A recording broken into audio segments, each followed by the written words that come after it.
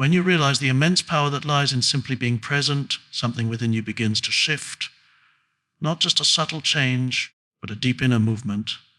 A return to something more real, more spacious, and more true than the habitual stream of thoughts that usually occupies your attention. The present moment, so ordinary and easily overlooked, holds within it the essence of all that is sacred. Yet most people live disconnected from it, caught in endless narratives about the past or projections into the future, rarely pausing to actually experience what is here right now. And so, the first step toward awakening is not about doing something grand or spiritual. It is about noticing what is already here. Right now, as you sit and listen, you can begin to sense the stillness that surrounds this moment. You don't need to create it because it's already here. What's required is simply your awareness, your full, undivided attention. When that happens, even for a brief moment, you begin to feel a spaciousness inside you. And that spaciousness is the beginning of awakening. Often, people ask, what can I do to awaken? And the answer is nothing. Not in the way your mind understands doing. Awakening isn't a task or a future achievement. It is a recognition, a seeing. When you're completely present without labeling, judging, or grasping, you step out of time.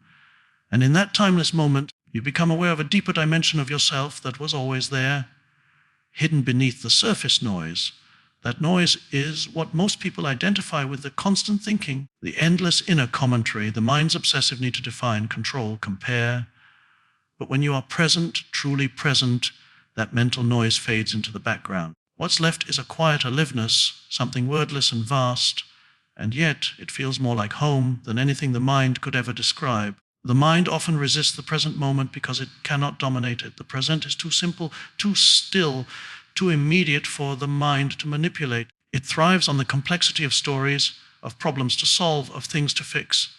But awakening requires a surrender of that mental dominance, a willingness to rest in not knowing, in being rather than thinking. In that stillness, something profound begins to unfold. You may find in the early stages that presence comes and goes. That is completely natural. The conditioned mind is deeply rooted, and it will try to pull you back into identification with thought. But each time you return to presence, each time you feel your breath, sense your body, or simply observe without judgment, you strengthen your connection to the now. And over time, that connection grows more stable, more familiar, more alive. Presence is not something you achieve once and then possess forever. It is an ongoing invitation, moment by moment.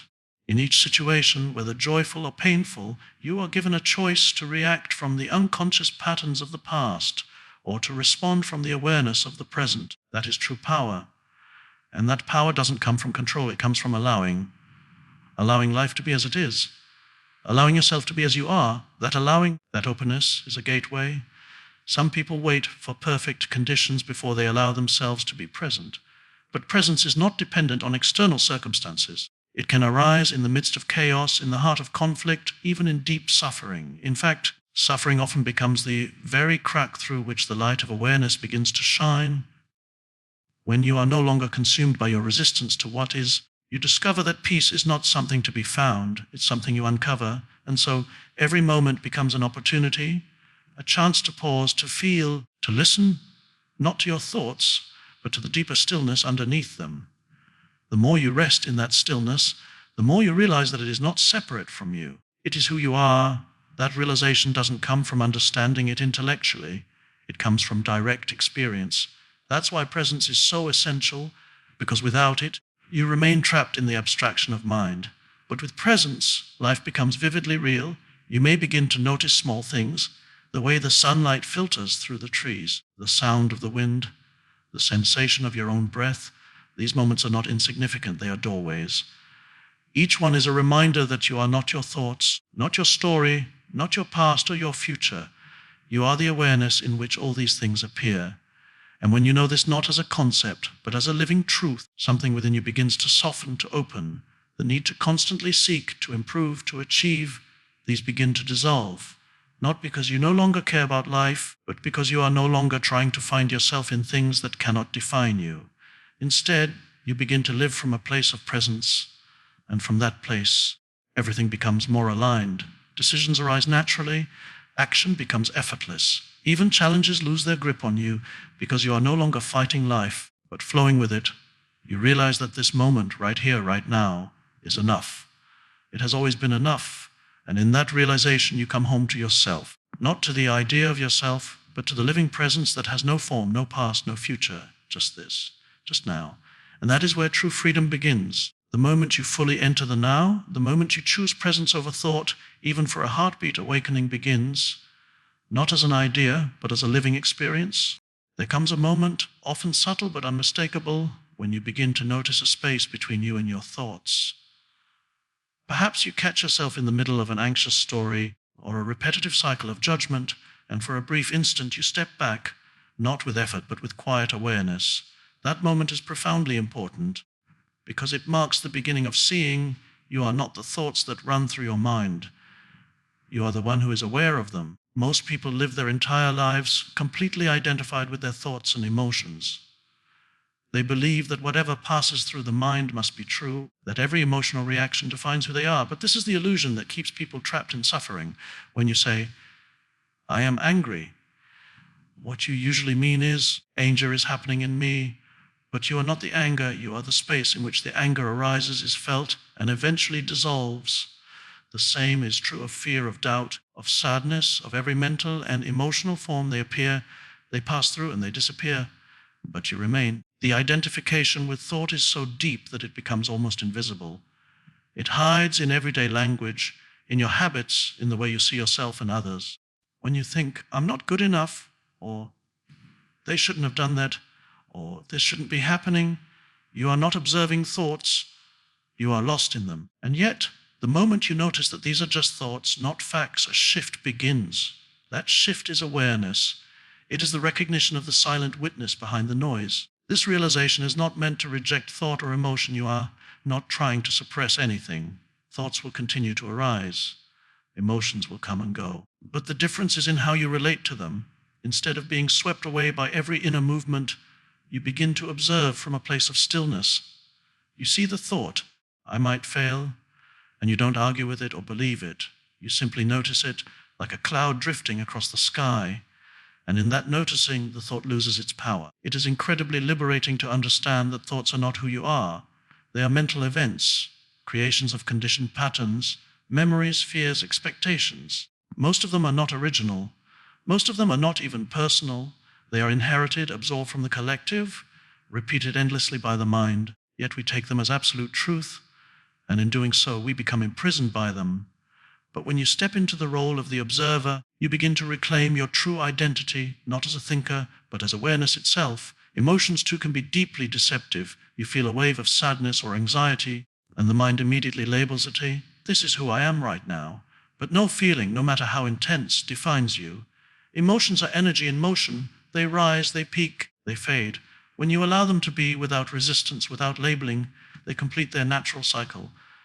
It is only when you identify with them, when you feed them with stories, that they persist and grow stronger. Imagine a vast, open sky, and imagine your thoughts and emotions as weather patterns, sometimes stormy, sometimes calm. The weather can never change the nature of the sky. In the same way, no matter what thoughts or feelings arise in you, they cannot touch the depth of who you are. You are the sky, not the weather. You are the awareness, not the content of your experience. This understanding doesn't come all at once. It deepens gradually as you begin to live more consciously. At first, you may still get caught in identification. But now, there is a part of you that knows. That part watches. That part remembers. And that remembrance grows stronger with practice. Each time you observe a thought or emotion without clinging to it, without resisting it, you strengthen your connection to the truth of your being. And there's a profound peace in this. Because once you stop needing your thoughts to be different, once you stop needing your emotions to justify your sense of self, you become free. Free not from life, but free within life. You can feel sadness without being overwhelmed by it. You can experience fear without being ruled by it. You can allow the full range of human experience and yet remain rooted in stillness. Many people think awakening means no longer having painful emotions or negative thoughts. But that's not true. What changes is not the presence of these inner movements, but your relationship to them. You no longer derive your identity from them. You no longer feed them with mental narratives. And so they pass through you more quickly, more cleanly, and even when they linger, they no longer define your reality. This space of awareness is always available. It's not something you earn, and it's not something far away. It is closer than your breath, closer than your heartbeat.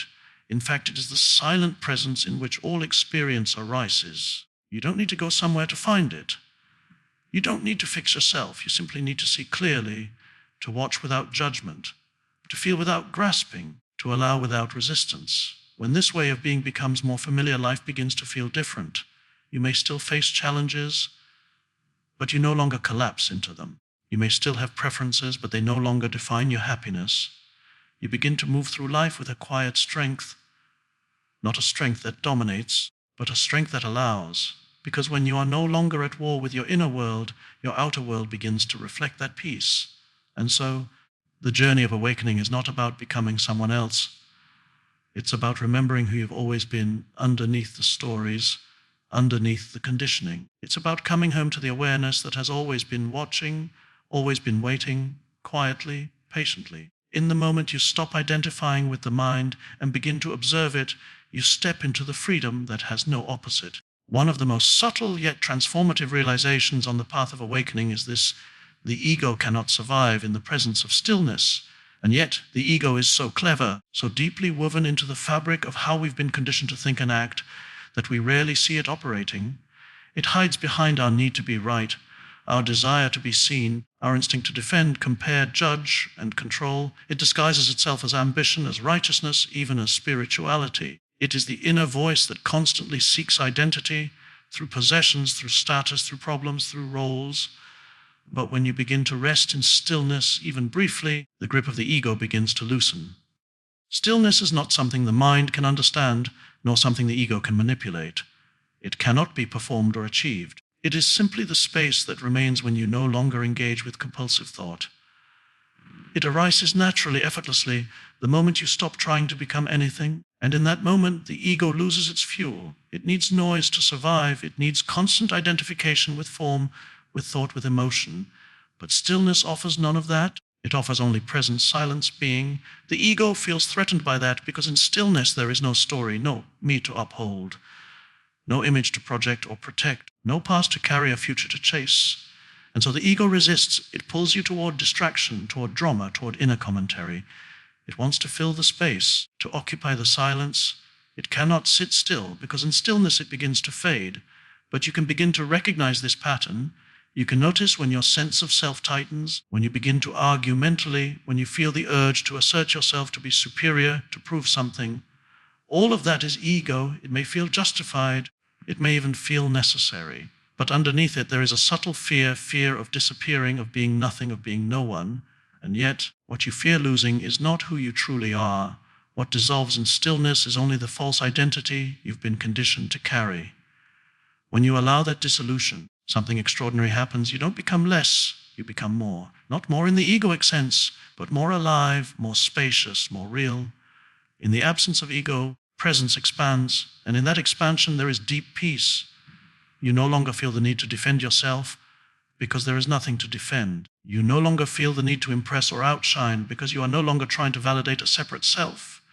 You are simply here, fully, quietly, radiantly. Stillness is not passive. It is not dull. It is vibrant and alive. In fact, all true creativity, insight, and intelligence arise from this inner space. When the noise of ego subsides, you become receptive to life, to truth, to deeper knowing. Your actions are no longer reactions. They come from clarity, not compulsion, from alignment, not fear. And this is what gives your life authenticity. You may still play roles. You may still speak, create, teach, build, lead. But you no longer derive your identity from those roles. You wear them lightly, knowing they are temporary expressions, not definitions of who you are. And because you are no longer identified with them, you are free. Free to engage without attachment. Free to walk away without resistance. Free to listen without needing to be right. Free to be still even in the midst of movement. Often people imagine that ego must be crushed, rejected, or fought. But this approach is itself an egoic strategy. The ego cannot be conquered by force. That would only strengthen it, give it more to push against. Instead, the ego dissolves naturally in the light of awareness. When you see it clearly, when you watch its patterns without judgment, without identifying, it begins to lose its power. Not because you've defeated it, but because you've stopped feeding it. This is the quiet revolution of awakening. Not through effort, but through awareness. Through stillness, you begin to recognize that much of what you believed about yourself was never really true. It was a mental construct, a survival strategy, a collection of stories handed to you by others. But now you are invited to rest in something deeper, to trust the silence, to let go of the need to be someone in order to simply be. There will be moments when the ego reasserts itself, especially in situations where you feel threatened, judged, or unseen. That's natural. But each time you catch it, each time you return to stillness rather than react, you weaken its hold. And over time, what once triggered you loses its force. You don't need to fight the world anymore because you've stopped fighting within yourself. Even your spiritual identity can become an ego trap. The idea of being awakened, of being more conscious than others, that too can be a subtle form of ego. It creates separation where there is none. True awakening has no sense of superiority. It is humble, gentle, without comparison. It knows that the same presence that lives in you lives in everyone. And so there's no need to elevate or diminish. There is only the recognition of unity behind the illusion of form. That unity can only be experienced in stillness. It cannot be understood by the mind. It cannot be spoken about with accuracy. Words can only point. But when you are still, deeply, truly still, you feel it, you know it. And that knowing changes everything. You begin to see others not as roles or personalities, but as expressions of the same essence. Even when they act from ego, you can recognize the deeper being behind the mask. This recognition brings compassion, not as a virtue, but as a natural outcome of seeing clearly. You no longer need others to behave a certain way in order for you to feel whole. You no longer seek approval, attention, or agreement to validate your existence. You are no longer living as a separate self. You are resting in presence. And this is where the power lies, not in the egoic sense of control or domination, but in the quiet, grounded, radiant stillness of being. The kind of power that needs no demonstration, that moves with grace, that influences not by force, but by presence alone. The more you trust this stillness, the more you return to it, the more natural it becomes. Eventually, you don't need to seek it. It becomes the background of all that you do. Even amidst activity, even in conversation, even in moments of challenge, that stillness remains. It supports you, holds you, moves through you. And in that space, there is nothing left to prove, nothing left to protect, nothing left to become, only the simplicity of now. So often, people place awakening somewhere far away, in the future, in a better version of themselves, in a place they'll reach after more reading, more healing, more doing. There is this deeply ingrained belief that awakening is a distant goal, something we must strive toward, work hard for, prepare ourselves to be worthy of. And in doing so, we overlook the one truth that the mind resists most. Awakening is never in the future. It only happens now. The future is a mental projection, doesn't exist except as a thought. The past is memory and the future is imagination. Only the present moment is real. It is the only place where life is happening, where consciousness can be known directly. And yet the mind keeps pulling your attention away from now, dangling the idea that fulfillment lies just ahead, that peace will come later, after some condition has been met, after some transformation has occurred, after some goal has been achieved. But every time you chase awakening in the future, you postpone the very realization that can only arise here. This moment as it is the doorway. Not a future version of it, not a more spiritual or more perfect version, but this moment. Whether it is ordinary or uncomfortable, joyful or difficult, it is in this moment that the truth of who you are is available. You don't have to change it. You don't have to earn it. You simply have to enter it fully without resistance. The idea that you must become something more in order to awaken is itself part of the illusion. It's the voice of the ego, cleverly disguised as spiritual ambition. It says, once I meditate enough, once I stop getting angry, once I learn more, once I become enlightened, then I'll be free. But this constant becoming is the very trap that keeps you from being, and being is where awakening happens. When you recognize this, something begins to shift. There is a relaxing, a letting go. You realize you've been running towards something that was never ahead of you. It was always underneath you, within you, silently waiting for your attention.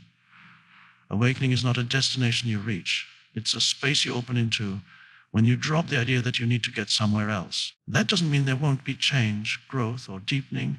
Those things unfold naturally. But they are not prerequisites for awakening. They are expressions of it. When you stop chasing, when you stop identifying with the seeker, what remains is stillness.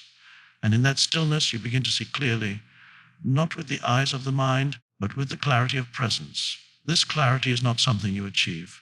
It's revealed the moment you stop trying to control your experience. Trying to fix, analyze, or perfect yourself keeps you trapped in a subtle resistance to what is. You believe you're being spiritual by trying so hard, but all the effort keeps you in the mind. Awakening doesn't happen through striving. It happens in the gap between thoughts, in the space between the doing. That space is always here. Even now, as you listen, there is a background of stillness behind these words, a silence between the sounds, a presence that is untouched by anything that arises. That's the opening. Not later, not after. The moment you turn your attention to this moment, not to the content of it, but to the essence, you begin to feel something deeper. The mind may continue its commentary. The body may feel restless. Emotions may arise. But if you stay anchored in presence, you'll notice that all of it is happening within something vast, something silent, something that does not come and go. And that is what you are. Even a single breath, taken with full awareness, can reveal this. One conscious breath can break the trance of future seeking. It can return you to yourself. Not the self that the world sees, not the self made of stories and labels, but the formlessness beneath all of that. When you're truly present, there is no past and no future. There is no fear or regret. There is just a deep, immediate sense of being. And in that beingness, all questions fall away. You no longer need to understand because you are no longer looking from the mind. You're seeing from a deeper intelligence that doesn't speak in words, but in silence, in stillness, in knowing. This is why awakening is so simple and why the mind finds it so difficult. The mind loves complexity. It wants steps, systems, techniques. It wants to measure progress and chase results. But presence offers none of that. It's not interested in who you were yesterday or who you might become tomorrow. It invites you to meet life now, just as it is. To meet yourself now without the filters of expectation or resistance. You may begin to notice that the more you try to awaken, the further it seems to move away. That's because trying is based on the assumption that something is missing. And awakening is the discovery that nothing is missing. Even the idea that you're not awake yet is just another thought, another movement of the mind. But who is aware of that thought? Who is watching it come and go? That awareness is already awake. It doesn't need to be improved or developed. It simply needs to be recognized. And the moment you recognize it, even for a heartbeat, something opens, a quiet, a spaciousness, a sense of ease. And you realize that you've been carrying a weight you never needed to carry. You've been trying to become something that you already are. There's a quiet joy in that realization, not an emotional high, but a gentle, grounded peace. You stop striving, and you stop searching, and you start living from presence. Each moment becomes an opportunity to return, not to an idea, but to what is real. Even when the mind resumes its activity, even when you forget again and get caught in old patterns, there is a part of you that knows, and that knowing grows stronger each time you return. Not because you practiced harder, but because you stopped running. You stopped trying to awaken the future and discovered that awakening had been quietly waiting in the now. This is the shift. Not dramatic, not distant, but deeply intimate and immediate. Awakening doesn't happen later. It happens the moment you stop waiting for it. There comes a time in almost every life when pain becomes unavoidable. It may take the form of loss, rejection, illness, failure, or something that cannot even be named. And when it comes, it often feels like something has gone terribly wrong. The mind resists it. It tries to explain it, blame someone for it, fix it, or run from it. But what's rarely understood, especially in the moment, is that pain itself can become the very doorway through which awakening begins. Suffering, when met with resistance, deepens into misery, but suffering, when met with awareness, begins to transform. The moment you stop identifying with the pain, stop making it into a personal identity, and instead allow it to be fully seen, it begins to shift, not necessarily in form, but in the way you relate to it.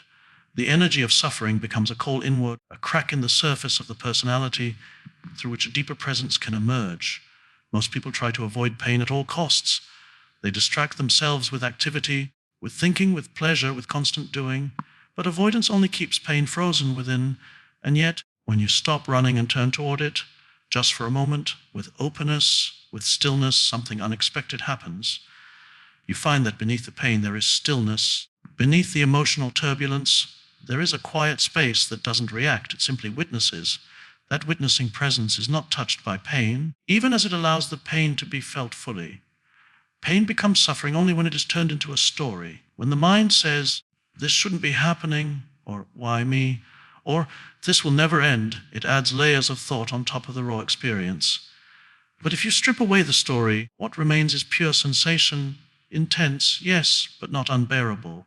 And if you bring full awareness to that sensation without labeling it, without resisting, without dramatizing, it begins to lose its grip, not because it goes away, but because your identification with it dissolves. In fact, pain can bring you closer to presence more swiftly than pleasure. Pleasure tends to reinforce the ego to keep you chasing experiences, but pain can break you open, shatter your illusions, strip away what is false. When everything you once depended on falls away, what remains is what can never be taken from you. That is the ground of being. That is who you truly are, not the form, not the roles, not the narrative, but the silent awareness in which all of it arises and passes. There is a sacredness to pain when it is fully allowed, not indulged, not suppressed, but simply seen. You may notice that the moment you stop fighting it, there's a shift. Even in the midst of heartbreak or grief, there's a stillness, a soft, subtle space that holds it all. That space is not indifferent, but it is free. It holds everything, even the deepest sorrow, without judgment, without resistance. And in that space, healing begins not as a fixing, but as a return. Pain does not have to destroy you. It can refine you. It can humble the mind, soften the ego, and open the heart in ways that nothing else can. Many who have awakened deeply did not do so in times of ease, but in moments of great difficulty, because when you reach the point where the mind has no more answers, when control slips away, when the surface identity begins to crumble, that is when presence can emerge. Not as a theory, not as a concept, but as a living reality. And in that emergence, you may begin to see that the pain itself was never the enemy. It was the teacher. It was the messenger calling you back to what matters, calling you back to stillness, to being, to the essence of life that is not dependent on outer circumstances. This doesn't mean pain becomes desirable. It simply means it's no longer feared. It's no longer resisted in the same way, because now you understand its purpose. Every painful experience contains within it an invitation to go deeper, to surrender, to let go of the false. But you can only accept that invitation if you stop clinging to the idea that life must always feel good. Pain is not a punishment. It's a part of the human experience, and within it lies the potential for profound transformation. You may begin to notice that the more aware you become, the more fully you feel things. And that's not a sign of weakness. It's a sign that the heart is opening. When you no longer use the mind to block, numb, or escape what arises, you begin to feel the rawness of life more directly. And yet, even in that rawness, there is peace, not the peace of comfort or safety, but the peace of alignment with what is. There is a beauty that only suffering can reveal. It strips you of pretense. It makes you honest. It brings you face to face with your vulnerability. And in doing so, it connects you more deeply to others, because now you no longer see pain as something personal. You recognize it as something universal. You see it in the eyes of others. You meet them not from the surface, but from the shared depth of human experience. That meeting is where compassion is born, not as a practice, but as a natural expression of presence. Because when you've been broken open by life, and you've touched the stillness beneath that breaking, you no longer judge the pain of others. You no longer try to fix or change them. You simply hold space as presence held space for you. And so pain becomes not just your path, but your offering. It humbles you, deepens you, softens you. And in that softening, you become a vessel for something greater than yourself. Not because you sought it, but because you surrendered to what was already here. There is nothing you need to do with your pain but to allow it, to feel it fully without identifying with it, to meet it with the same stillness that is always here underneath everything. When you do that, pain loses its sharpness, not because it disappears, but because the you who resists it is no longer there. And in that space, you come home, not to comfort, but to truth. There is a state of being that many people rarely experience because it is difficult to reach, but because they are constantly overlooking it. It is the state of inner stillness, a deep presence where the mind becomes quiet, not through force or discipline, but by a natural letting go. And in this space, something extraordinary happens. You realize that you are no longer lost in thought. For perhaps the first time, you are simply aware. Aware of the moment, aware of the silence, aware of yourself, not as a concept, but as a living presence. Most people live in a state of constant mental activity. From the moment they wake up, the mind begins to spin.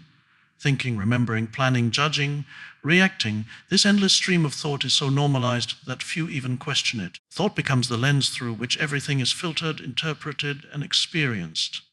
But thought is not the enemy, it is a useful tool. The problem arises when you become identified with the thinker, when you believe that every thought is true, necessary, or reflective of who you are. Awakening begins when you start to observe the mind rather than be caught in it.